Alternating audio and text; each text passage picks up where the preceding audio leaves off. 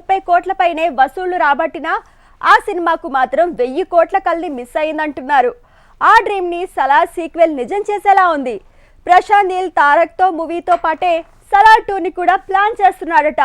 దీంతో సలార్ 2లో ఏం చూపించబోతున్నారన్న ప్రశ్నలు తలెత్తుతున్నాయి. పుష్ప 2 నుంచి భారతీయుడు 2 వరకు ఇలా చాలా సీక్వెల్ సక్సెస్ ని కంటిన్యూ చేసేందుకు ఎలా ముందుకెళ్తున్నాయి? సీక్వెల్లో ఏం చూపించబోతున్నారు? సలార్ మూవీ 730 కోట్ల వసూళ్లతో సరిపెట్టుకుంది. 1000 కోట్ల సందడికి కాస్త దూరంలో వసూళ్ల వరద ఆగింది. అయితే సలార్ 2 మీద చర్చలు మొదలవటంతో శౌర్యంగ పర్వం మీద రకరకాల ప్రచారం పెరిగింది. సలార్ 2లో అసలు ఏం చూపించబోతున్నారన్న అంశాల మీద క్యూరియాసిటీ పెరుగుతోంది. సలార్ తర్వాత తారక్ మూవీ ప్లాన్ చేసుకున్న ప్రశాంత్ నీల్ ఎన్టీఆర్తో పాటు ప్రభాస్ సినిమాల్ని ఒకేసారి తెరకెక్కిస్తాడట. సలార్ 2 కథ సిద్ధమైందట.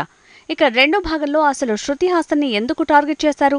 7 ఏళ్ల నుంచి చీకట్లో మగ్గే ఓబులమ్మ ఫ్లాష్ బ్యాక్, అలానే రాధారమ్మ భర్త శత్రువుల తెగకు చెందినవాడని తెలిసాక తను ఏం చేసింది? ఫైనల్ గా శౌర్యాంగ తెగ నాయకుడిగా ప్రభాస్ తన మిత్రుడికే ఎదురెళ్లాడా? ఇవన్నీ సలార్ 2లో చూపిస్తారట. ఇక పుష్ప 2 కూడా ఇలాంటి క్యూరియాసిటీకే కారణమవుతోంది. హీరో చేత భంగపడ్డ ఈఎస్పీ పుష్ప మీద ఎలాంటి రివెంజ్ తీర్చుకున్నాడు? సిండికేట్ ని హీరో శాసిస్తూనే ఏం కోల్పోయాడు? రష్మిక పాత్రని చంపారా? తల్లి పాత్ర పరిస్థితి ఏంటి? ఇక తండ్రి మొదటి భార్య కొడుకులతో పగలు ఎక్కడికి వెళ్లాయి? ఇవన్నీ పుష్ప 2లో కనిపించబోతున్నాయి. భారతీయుడు 2లో కూడా గత సినిమాల్లో ప్రశ్నల్లా వదిలేసిన అంశాలకు సమాధానాలు దొరకనున్నాయి. కొడుకు అవినీతిపరుడని తెలిసి తననే చంపేసిన తండ్రిగా సేనాపతి భారతీయుడిలో కనిపిస్తే, ఇప్పుడు మనవడి రూపంలో తనకి భారతీయుడు 2లో ఛాలెంజ్ ఎదురుకానుందట. జైలర్లో కూడా ఇలాంటి పరిస్థితి కనిపించేలా ఉంది. జైలర్ 1లో తాత మనవల మధ్య ప్రేమ కనిపిస్తుంది. కొడుకు అవినీతిపరుడని తెలిసి తనని చంపేసిన జైలర్ మీద కోపంతో మనవడేం చేశాడనే కోణంలో కథ రాబోతోందని తెలుస్తోంది. అఖండ మూవీకి సీక్వెల్ ని ప్లాన్ చేశాడు బోయపాటి శ్రీను.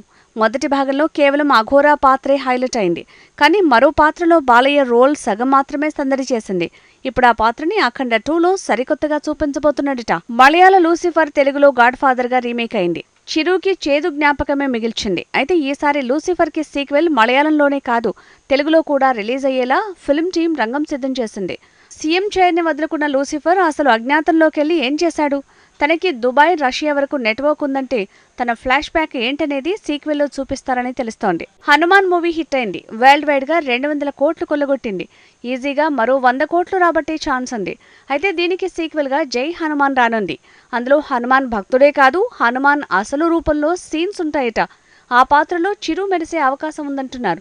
ఇక హీరో ఊరికి విలన్ వల్ల ఉన్న ప్రమాదం హనుమాన్లో పూర్తిగా చూపించలేదు.